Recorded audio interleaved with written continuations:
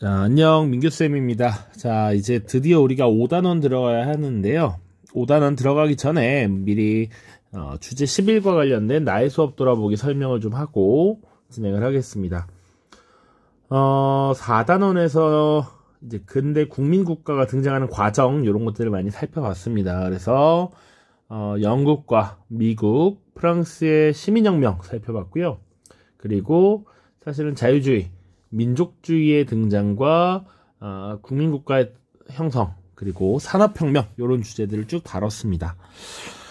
여러 가지 주제가 있어서 나의 수업 돌아보기를 어떻게 구성을 할까 고민을 많이 했었는데, 지난 그 프랑스 혁명 발표에서 우리 정혜성 학생이 발표 말미에 이렇게 의견을 하나 줘서 정말 좋은 생각이다. 사실 우리가 역사를 공부하면서 이런 것들이 필요하지 않은가 라는 생각이 들어서 역사학이라는 코너로 시민혁명은 과연 숭고한 투쟁인가 라고 넣어놨습니다.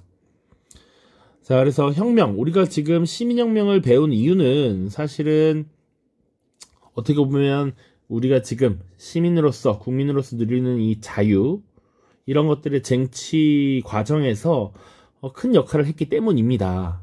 그 자체로 엄청난 가치가 있고 우리에게도 영향을 미쳤고요.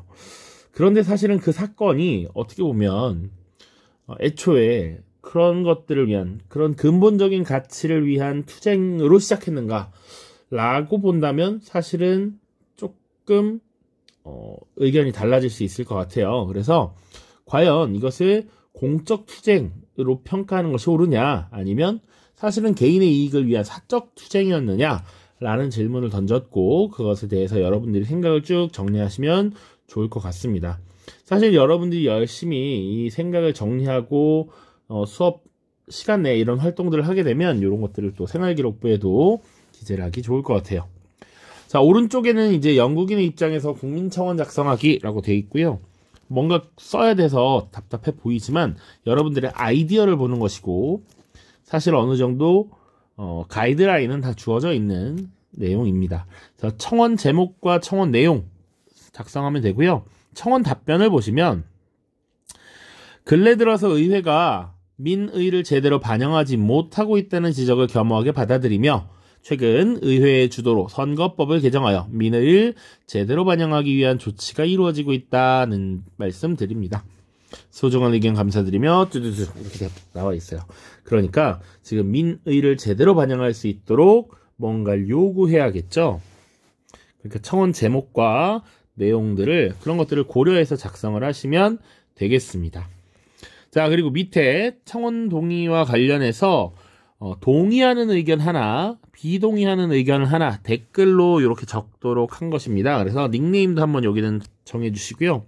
밑에 비동의하는 의견은 일부러 닉네임을 I'm worker 이렇게 해놨어. 노동자입니다. 노동자들은 지금 이 청원 내용에 대한 반대를 펼치고 있다라는 것이죠. 한번 여러분들의 아이디어를 보여주시면 좋을 것 같습니다. 자, 이제 제국주의 파트 들어갈 텐데요. 약 2페이지가량의 내용이 쭉 있고요. 문제는 3페이지 정도가 있습니다. 일단 첫 번째 시간에는 제국주의가 무엇인지, 그리고 이 제국주의가 아프리카 지역을 어떻게 분할했는지 한번 살펴보도록 하겠습니다. 자, 일단 제국주의라는 개념이 등장했으니까 제국주의가 무엇인지를 좀 정확히 알고 넘어가야 할 것 같습니다. 그런데 항상 공부를 하면서 주의라고 한 것이 굉장히 어렵습니다.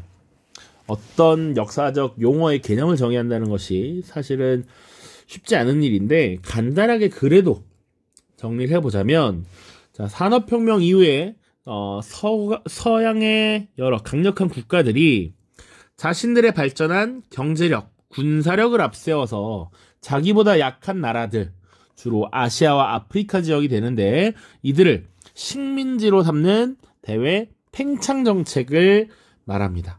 팽창 정책을 시행하려는 이런 움직임, 경향성을 제국주의라고 한다. 자, 그럼 이런 제국주의는 왜 등장했느냐?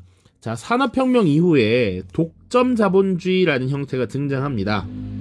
자, 그래서 이 급속도로 성장한 이 산업 기반에 엄청난 생산력을 보유하게 된다라는 것이죠. 그러면 이 생산된 물품을 판매할 제품의 판매 시장이 필요했고요. 또 값싼 원료를 공급할 수 있는 값싼 원료 공급지, 그리고 국내에서 벌어들인 이런 자본의 재투자, 이런 것들이 식민지를 필요로 하고 있다라는 것이지. 이런 것들을 모두 해결할 수 있는 것이 바로 식민지라는 것이고, 식민지를 통해서 국가의 경제를 더욱더 발전시키고 증대시킬 수 있다라는 믿음이 등장했다라는 겁니다. 자, 그리고 18세기, 19세기를 거치면서 국민국가가 형성되기 시작했죠. 그래서 대표적인 사례로 우리가 이탈리아의 통일, 독일의 통일, 그리고 이제 동일한 언어와 문화를 공유하는 민족 간의 국가 형성, 이런 것들을 주로 다뤘습니다. 자, 그러니까 이런 국가들이 형성되는 과정에서 우리 민족이 더 우수해, 우리 민족이 더 우등하고 저들은 열등해, 그렇기 때문에 우리가 그들을 교화시키고 문명화시켜야 돼, 이런 논리들이 형성이 됩니다. 그러다 보니까 더 강한 우리나라, 이런 것들을 강조하기 위한 침략적 민족주의가 등장하고 점차 이런 국가의 개념이 변질되고 있더라라는 것입니다. 자, 그리고 사회진화론의 영향도 강하게 받습니다. 자, 이 진화론이라고 하는 것은 원래 생명과학에서 다루는 찰스 다윈의 이론이죠. 모든 생명체는 이제 진화를 하게 되고 생활 환경에 맞춰서 적응하면서 그 종이 조금씩 변화하게 되는 것이지. 그래서 강한 자만이 살아남고 변화한 환경에 적응하는 것이 생명체인데, 이 진화론을 사회에도 지금 적용을 시킨 겁니다. 그러다 보니까 이 변화하는 사회, 변화하는 국제 질서에 적응하지 못하면 도태되는 것이고, 그것에 적응하고 살아남은 국가만이 더 강력해지고 약한 나라를 더욱 이제 지배하게 되는, 이런 것이 당연한 결과이다라고 지금 논리 구조를 만들고 있습니다. 자, 그래서 후진 지역을 문명화시키기 위해서 라는 명분을 만들어서 침략을 한다. 요 문명화라고 하는 개념도 많이 등장합니다. 자, 그리고 인종적으로도 백인이 기존의 황인종이나 흑인보다 우월하다라는 인식이 이런 제국주의의 배경으로서 또 작용을 하더라, 이렇게 보시면 되겠네요. 자, 그래서 이제 유럽, 미국을 비롯한 여러 이 제국주의 열강들이 아프리카와 아시아 지역을 주로 식민지화하는 모습들이 나타납니다. 그래서 아프리카를 어떻게 서로 나누어 가졌는지 한번 보도록 할 겁니다.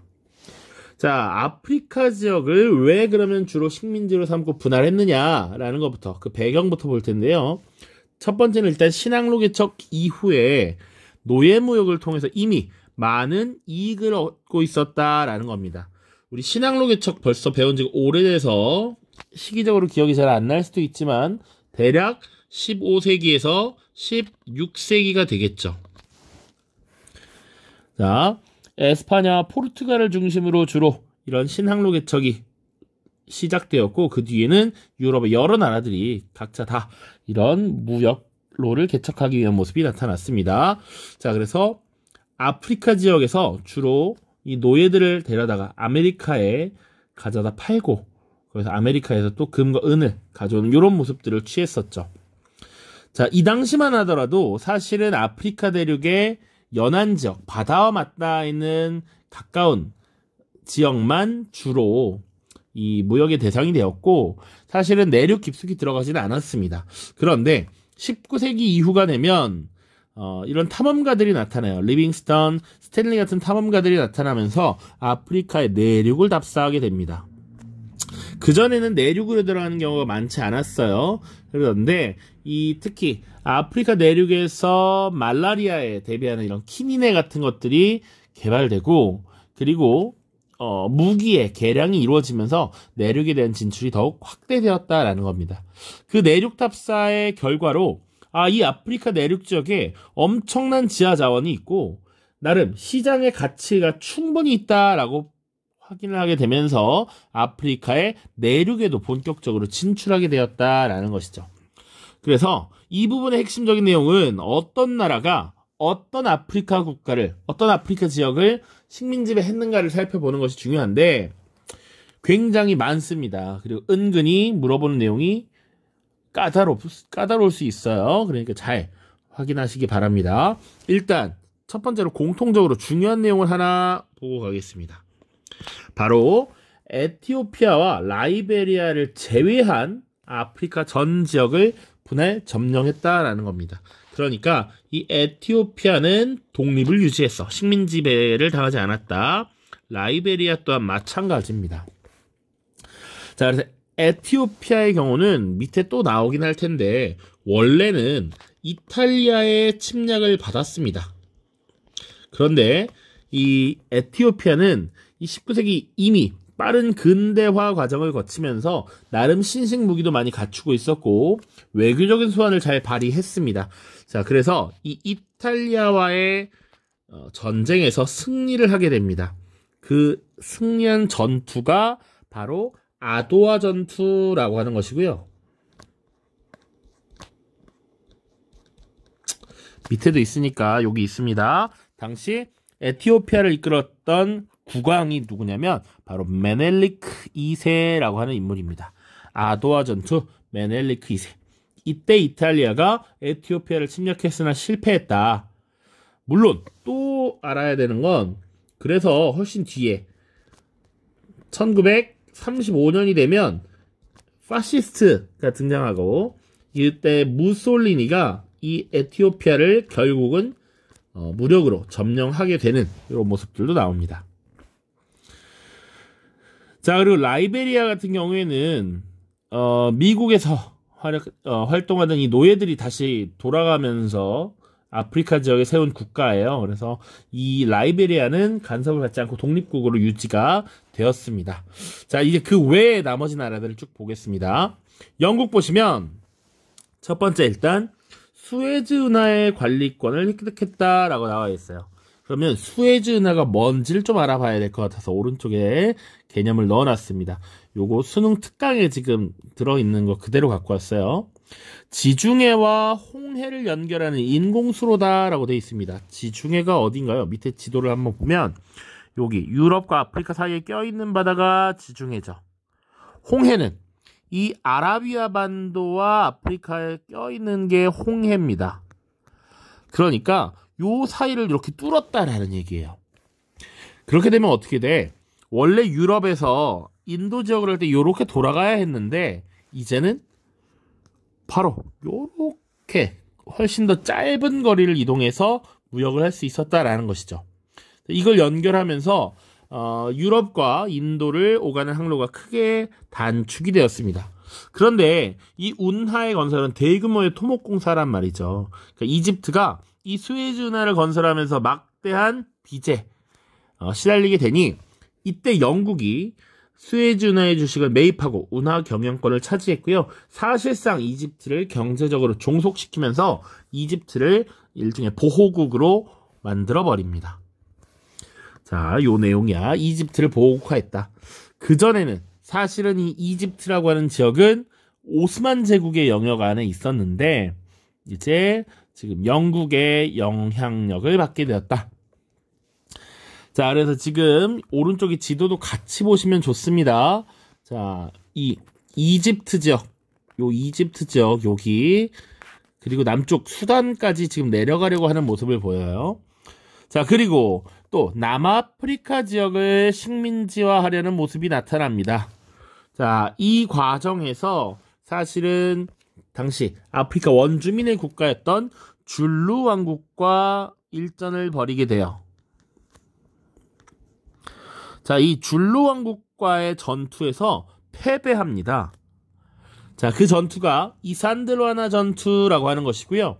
물론 이 이산드로아나 전투에서는 패배했지만 그 뒤에 대규모의 병력을 파견을 해서 이 남아프리카 지역을 결국은 점령했던 것이 영국이다.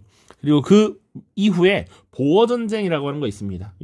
여러분들 교육과정이나 교과서에 나와 있지도 않지만 이 보어전쟁을 통해서 당시 네덜란드 세력들을 다 몰아내고 이 남아프리카 지역을 모두 장악하게 됩니다. 자, 그 뒤에 종단정책이라는 것을 추진합니다. 그러니까 이 아프리카 대륙을 보시면 지금 영국령 이집트라고 돼 있고요. 여기 남아프리카 지역을 지금 차지를 했습니다.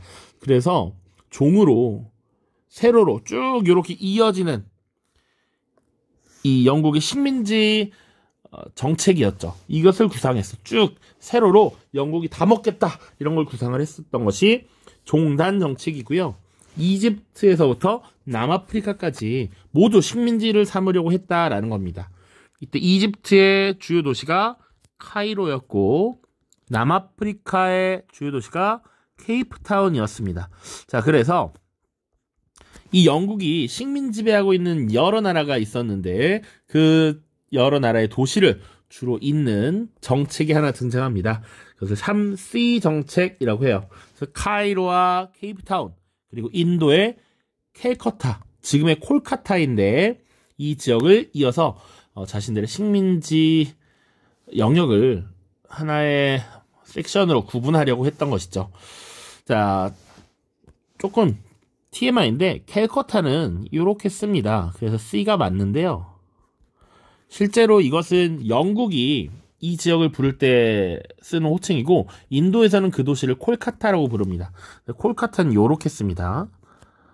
콜카타. 그래서 사실은 3C라고 하면 요새는 잘 맞진 않지만 그래도 과거에 전통적으로 쓰던 거라서 익숙하게 좀 봐주시라 라는 입장에서 써놨습니다. 3C 정책. 자, 아니면 한국식으로 3Q 정책 이렇게 하면 됩니다. 됐죠? 자, 그 다음 프랑스입니다. 알제리, 모로코, 튀니지 등 이게 다 지금의 아프리카 북부 지역입니다. 특히나 북부 중에서도 약간 서쪽, 북서부 지역이에요. 여기를 장악했고 또 아프리카 동쪽에 있는 섬인 마다가스카르라고 하는 것을 차지했어요. 그래서 이 프랑스는 영국과는 반대로 이제 가로로 횡으로 식민지를 연결하는 횡단 정책을 추진했습니다. 알제르로부터 마다가스카르까지. 자, 보시면 지금 여기 프랑스령 서아프리카라고 되어 있는데 현재 아프리카의 여러 나라들이 합쳐져 있습니다. 여기 알제리, 여기 모로코, 뭐 튀니지 이런 나라들이 있어요. 그리고 요 섬이 마다가스카르입니다. 그러다 보니까 지금 프랑스는 이렇게 지금 가로로 쭉 횡단하려는 정책을 펼쳤다라는 것이죠. 자, 이런 정책을 추진하는 과정에서 사실은 필연적으로 영국과 프랑스가 충돌할 수밖에 없었다. 그 충돌 지점이 지금의 남수단에 있는 파쇼다라고 하는 곳이었습니다. 자, 이 파쇼다에서 충돌했던 것 1898년의 일이고요. 결국은 프랑스가 양보를 하면서 충돌은 없던 일로 되어집니다. 자, 그래서 여기 지금 영국과 프랑스의 충돌 파쇼다 사건 써 있고요. 누가 양보했다? 프랑스가 양보해서 충돌은 없었다 라는 것 기억하시면 되겠습니다. 자, 그래서 원래 영국과 프랑스는 전통적으로 서로 으르렁거리면서 싸우던 존재인데 이 파쇼다 사건 이후로 사실은 관계가 회복되고 이후에 영국과 프랑스의 협상, 동맹이 맺어지는 이런 모습들도 나타납니다. 자, 그 다음 독일입니다. 독일은 동아프리카 지역을 다스려서 독일령 동아프리카, 그리고 독일령 남서아프리카 이렇게 지금 식민 지배를 하게 되는데 오늘날 국가로 치면 동아프리카는 탄자니아, 그리고 남서아프리카는 지금의 나미비아에 해당합니다. 이 나미비아를 선생님이 중요하다라고 해놓은 것은 이 독일에 의한 헤레로족 학살, 헤레로족이 봉기를 일으키고 그에 대한 학살이 이루어져서 이 곳이 언급이 될 수 있어서 지금 써놨고요. 그 외에는 카메룬, 토고 같은 나라들도 있습니다. 자, 오른쪽 지도에서 보면 지금 독일령이 어디 있는지 잘 보이죠? 독일령 여기입니다. 여기가 지금 나미비아에 해당하는 지역이고요. 그리고 지금 여기가 탄자니아입니다. 약간 언밸런스하게 왼쪽 아래 오른쪽 위 이렇게 구성이 되어 있습니다. 자, 그 다음입니다. 벨기에라는 나라가 또 등장을 해요. 은근히 벨기에도 중요하게 다뤄집니다. 기출이 된 바가 있고요. 벨기에의 국왕이었던 레오폴드 2세가 콩고라고 하는 국가를 개인의 사유지로서 식민 지배하게 됩니다. 거의 아프리카 대륙 중간에 딱 있는데요. 당시에 이 레오폴드 2세의 독자적인 행동에 유럽 여러 나라들이 살짝 당황합니다. 이 지멋대로 막 가져가? 이거 안 되지? 라고 해서 이후에 베를린 회의라고 하는 것이 개최되고 이 열강들이 아프리카를 분할하는 원칙이 수립되었다. 이 정도 기억하시면 됩니다. 벨기에가 점령했던 콩고의 위치도 한번 보시고요. 콩고 아프리카 대륙의 중간에 딱 있습니다. 특히 이 레오폴드 2세가 콩고를 착취할 때 정말 엄청나게 뭐랄까요 만행을 자행했다라고 하죠. 주로 이 지역에서 고무가 많이 났는데 이 고무에 대한 수요가 굉장히 높았습니다. 왜냐면 당시 무기들을 생산하고 전차 뭐 이런 걸 만들 때 중간중간에 열에 의한 마모를 줄이고 사용되는 부품이 주로 고무였던 거야. 그래서 고무나무를 기르는데 이 지역이 가장 많이 고무가 나는 곳이었고 할당량을 줘서 고무를 가져오지 않으면 막 팔을 잘라버리고 막 이런 모습들이 나타납니다. 벨기에 그리고 이탈리아 보시면 리비아와 소말리아 에레트리아를 식민지화했다 이런 내용. 교과서에 지금 안 담겨 있는데 지도에 다 표기가 되어 있습니다. 과거 기출에도 언급이 된 적이 있으니까 한번 보셔야 되고요. 아까도 얘기했지만 에티오피아를 식민 지배하려고 침략했으나 아도아 전투에서 패배했다. 그 에티오피아를 이끌었던 국왕이 메넬리크 2세다 라는 것 기억을 하셔야 됩니다. 포르투갈까지 마저 보고 지도 보죠. 포르투갈, 앙골라와 모잠비크를 식민지화했다 이렇게 나와 있습니다. 자, 오른쪽 지도를 보시면요, 아까 에티오피아의 위치 꼭 봐야겠지. 아프리카에서 독립을 유지했던 나라입니다. 그리고 라이베리아 이렇게 조그맣게 있어요. 라이베리아. 자, 그리고 봐야 되는 것 앙골라와 모잠비크죠. 여기 지금 포르투갈의 식민지였던 앙골라와 모잠비크 나름 평행하게 있습니다. 평행하게. 자, 이 정도로 보시면 되겠네요.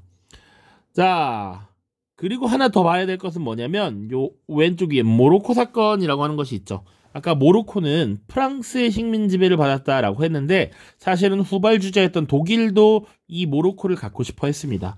그래서 모로코에서 두 차례 충돌을 해요. 여기 1905년과 사실은 빠져있지만 1911년 두 차례 충돌합니다. 이렇게 모로코 사건에 대해서도 수능 특강 교재에 잘 나와 있어요. 모로코를 둘러싸고 프랑스와 독일이 대립한 사건이고요. 영국이 프랑스를 적극 지지하는 가운데 독일과 프랑스의 타협이 이루어졌습니다. 이때 독일은 프랑스로부터 콩고 북부 지방을 할양받았고 대신 프랑스의 모로코에 대한 보호권을 승인했습니다. 이걸 외워야 되는 건 아니지만 이런 사건이 있었다라는 겁니다. 자, 그리고 파쇼다 사건에 대해서 조금 더 자세하게 다뤄져 있는 수능 특강 자료입니다. 프랑스는 북서 중앙아프리카를 차지한 후에 동쪽으로 진출하여 대서양과 홍해를 연결하는 야심찬 정책을 추진하였다. 그러니까 이 수에즈 운하 자체가 원래 사실은 프랑스의 의도하에 만들어진 것도 있습니다. 자, 프랑스는 오랜 전쟁을 거쳐 알제리를 점령했고 튀니지를 프랑스의 보호령으로 만들었습니다. 그러나 영국은 이집트에 관심을 가지고 있었던 프랑스의 희망에 반하여 영국이 지금 이집트를 점령하고 보호령으로 삼았고요.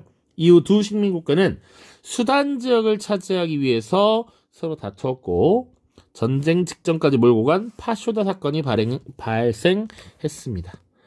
자, 프랑스의 양보로 전쟁을 피한 양국은 우호 관계를 강화했고 1904년 영프 협상을 체결하게 되었습니다.